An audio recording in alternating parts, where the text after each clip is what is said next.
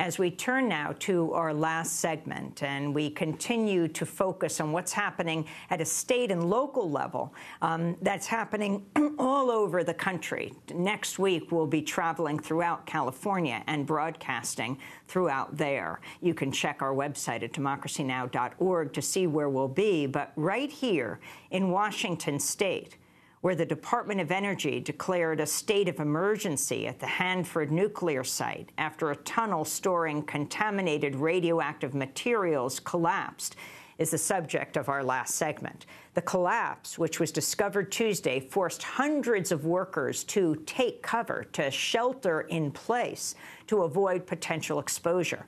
Local station King 5 obtained this video from a worker describing the scene.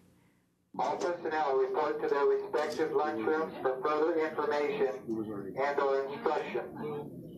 All personnel should refrain from eating or drinking until told it is safe to do so. Well, so it's either a drill or an emergency.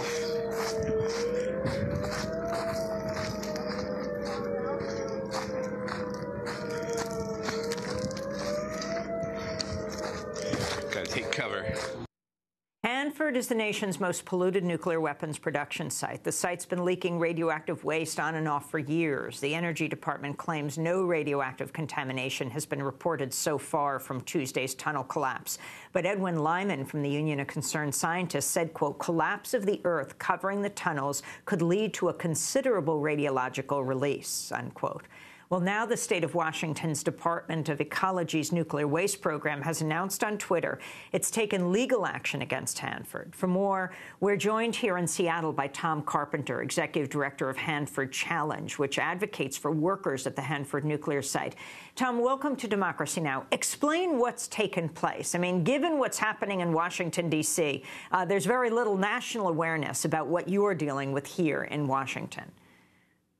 Okay, so this is the nation's most contaminated site in the state of Washington here. It was built to make nuclear weapons and plutonium for those weapons, and now we're left with this legacy of radioactive waste. And so what recently happened on Tuesday morning was one of the facilities at this site suffered a collapse of a tunnel holding the vast quantities of very highly dangerous radioactive materials. Now, the government is saying that none of that escaped, except radiation itself into the sky, but no particles escaped. And so now the question really remains is that true? Were workers contaminated? It appears not. But what is the next? What's the next shoe that's going to fall? So what's in this tunnel? Right? So we know that there are chemicals, there are explosive materials, there could be fires that happen. So we're all watching with bated breath. Can you explain what the Purex is, the plutonium-uranium extraction plant? Yes, so this was a facility that was used to dissolve spent nuclear fuel made in nuclear reactors on the shores of the Columbia River. They had 9 reactors. And this facility would dissolve this stuff in acid, separate out the plutonium, and they had this very large inventory of highly radioactive and chemical waste products left over. That's what's at Hanford now. Can you explain the history of the Hanford site and its role in the U.S. nuclear program? Sure. Hanford was the first production facility that came out of the work at Los Alamos during World War II. So it made the plutonium for the very first nuclear test in the deserts of New Mexico, and was the plutonium dropped on Nagasaki, Japan, in the Fat Man bomb. So it went on then to make more and more plutonium, and it does this by irradiating uranium slugs, and then taking that irradiated uranium, dissolving that in a process called reprocessing. And Hanford became the most contaminated facility as a result. It's hard to describe exactly how bad this place is. It's got 2/3 of the nation's high-level nuclear waste. There's just 56 million gallons of this waste in underground leaking tanks.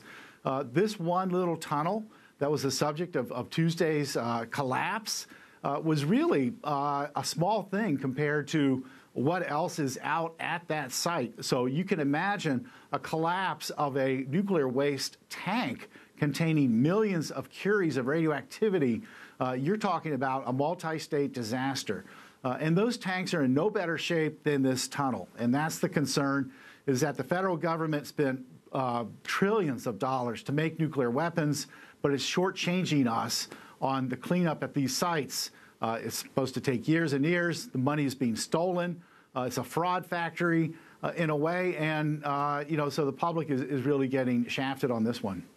So very quickly, you've sued the federal government on behalf of the workers at Hanford. We have less than a minute. Can you explain what you have sued over, what you're demanding, and with this latest accident, what needs to happen?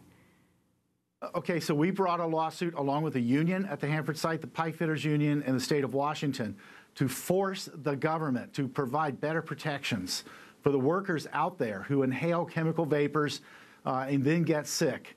And sadly, people are not being protected, even though there are some pretty grave health injuries that result, and we are demanding that people are protected with respiratory protection into the future, and that they do something to protect these people. This latest incident is a great illustration of how workers are on the front lines of harm out there.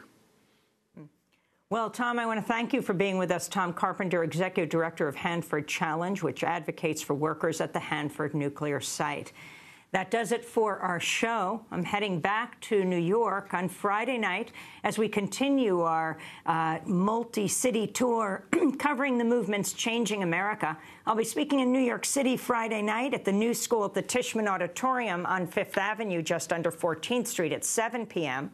On Saturday, that is May 13th, I'll be in Olympia, Washington, at the Capitol Theater at 11 a.m., then at Powell's Books at Cedars Hills Crossing in Beaverton, Oregon, right outside Portland, Saturday night at 5. Then off to California. We'll be stopping in Eureka Sunday at noon at the Sequoia Conference Center at 7 p.m. Berkeley at the First Presbyterian Church. And then on Monday in Santa Cruz. In the evening, we'll be in Palo Alto, Tuesday in San Diego, then Los Angeles, then Santa Barbara, and we're going beyond. We'll be in Santa Fe, New Mexico. We'll be in Tempe, Arizona, and finally in Houston, Texas. You can check the website, democracynow.org, and you can apply for a full-time one-year video production fellowship at Democracy Now! And 6 months internships as well. Visit democracynow.org. I'm Amy Goodman. Thanks so much for joining us.